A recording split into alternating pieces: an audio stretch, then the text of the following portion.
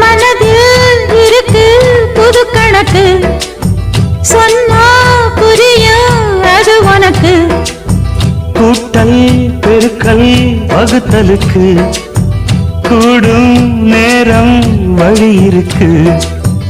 இருக்கிற நாள இருவரும் சேர்ந்து இணை பிரியாம கழிச்சிட வேணும் ஏதோ ஏதோ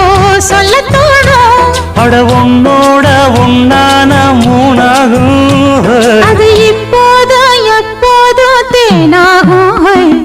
பள்ளிக்கூடம் போகலாமா